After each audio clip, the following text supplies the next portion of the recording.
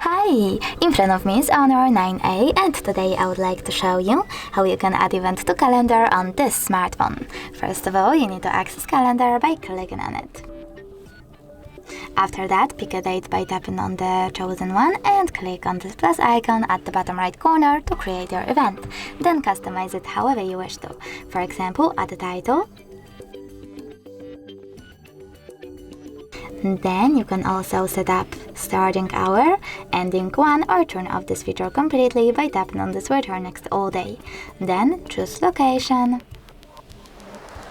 Set up notifications, minutes, hours, or weeks before. And even take notes.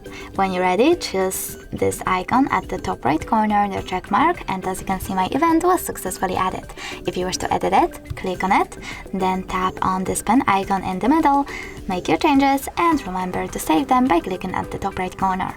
You can also delete your event by clicking on it over here, but this time selecting delete icon at the bottom right corner and confirming your choice in the pop-up. Thanks so much for watching. If you enjoyed this video, leave a like, comment and subscribe. Bye!